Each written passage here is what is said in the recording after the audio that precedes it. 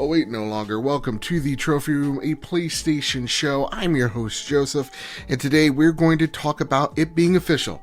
Microsoft officially buying Bethesda and what this acquisition means for the future of PlayStation. So with all that said, with all that out of the way, Future Joe, start the show.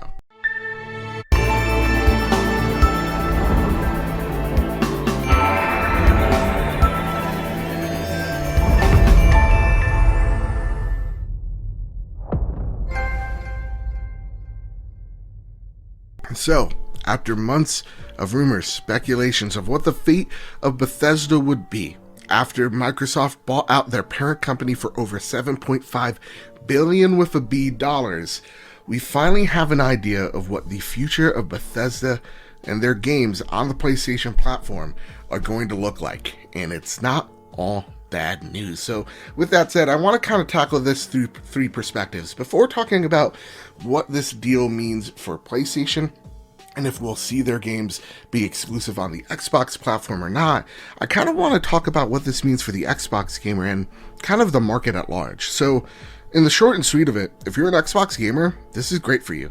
Like, they just announced today that Bethesda titles starting this week into the coming months are all coming onto the Game Pass platform, which is fantastic. And future Bethesda games are going to be day and date on Game Pass, which is fantastic. So if you're an Xbox gamer out there, all future Bethesda titles are going to be landing right in front of your feet for a flat fee of either $9 to $15 each and every month.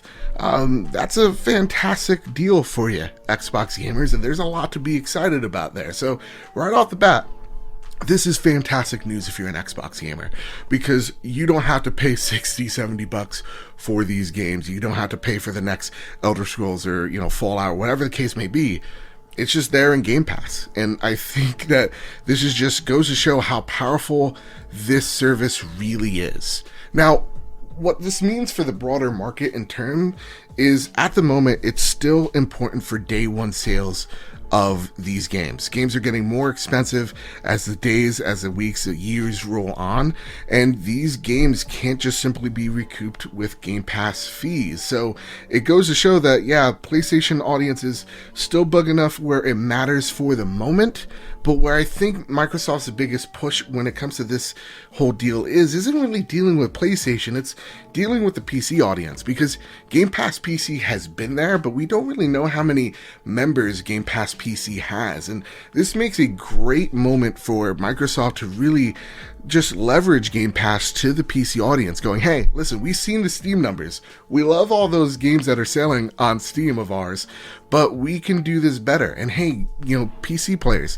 there's this awesome service. All these games you're already playing, keep playing them here and more for a flat fee of again, $10 a month. That's fantastic. So I really feel like this move was to leverage PC players more than leveraging PS4 or 5 players onto the Xbox ecosystem. I feel like Microsoft really wants to expand the audience past consoles, and I really do think with Bethesda being, although they make console games and they make great games, they also really are known for their PC lineage. This is a great way to dangle that carrot in front of them. So for me, this is fantastic news.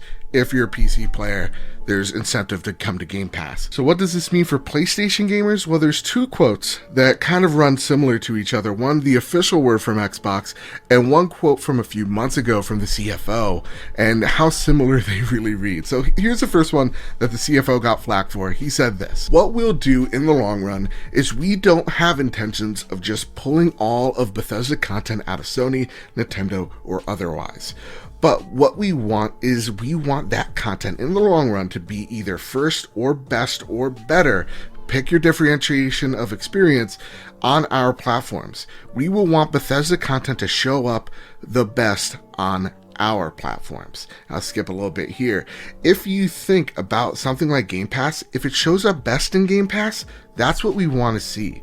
We want to drive our Game Pass subscriber base through the Bethesda pipeline. So again, I'm not announcing pulling content from platforms one way or the other, but I suspect you'll continue to see us shift towards a first or better or best approach on our platforms.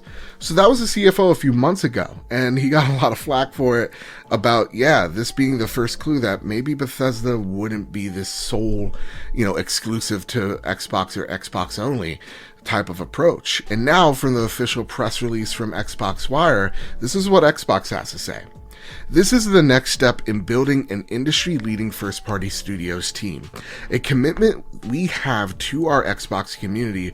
With the addition of Bethesda creative teams, gamers should know that Xbox consoles, PCs, and Game Pass will be the best place to experience new Bethesda games, including some new titles in the future that will be exclusive to Xbox and PC players.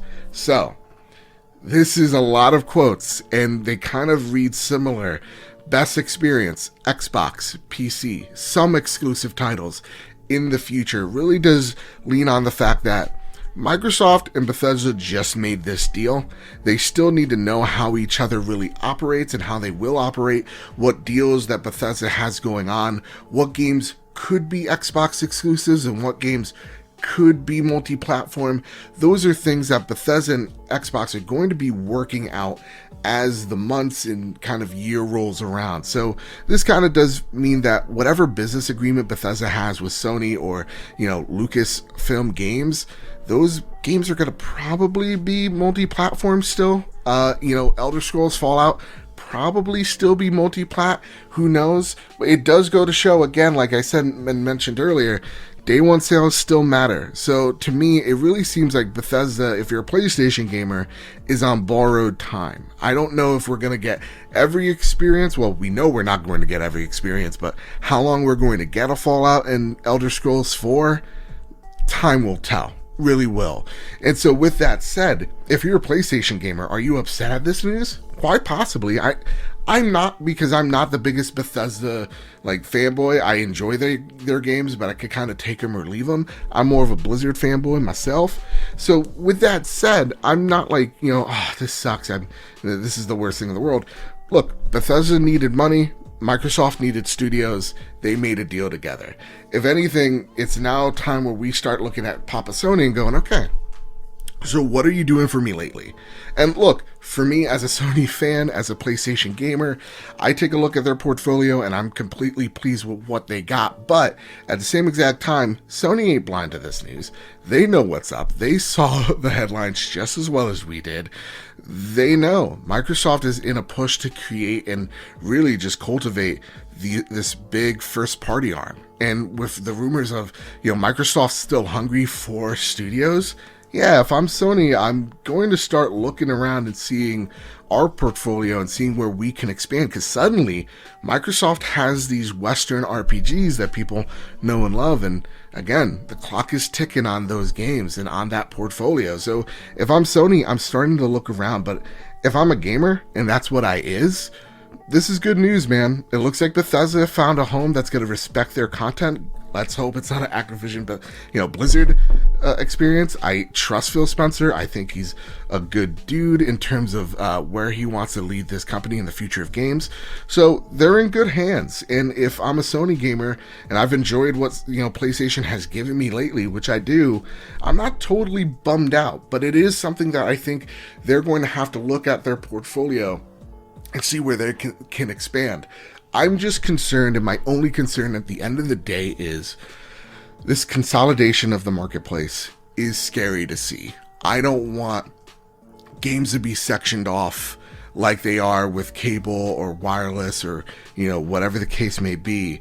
I don't want that type of dystopian future, and maybe that's just a liberal fear that I have, but, I don't want Sony's answer to be, well, now we need to buy things. And I don't even think Sony needs to answer back with anything, because that's a fanboyish perspective that I don't really agree with. I feel like both companies are now doing something different from each other. Like, Microsoft has these awesome first-person games, these first-person Western RPGs, and Sony has these awesome third-person, over-the-shoulder, open-world action/RPG games. And so, for me, it's awesome to see both of them doing something different, and they don't necessarily need to clap back to each other. I just feel like it's cool that Microsoft's doing something unique and different from PlayStation, and vice versa. So, for me, this is good news for now. I want to know what y'all think down in the comment section down below. Ooh, God, words.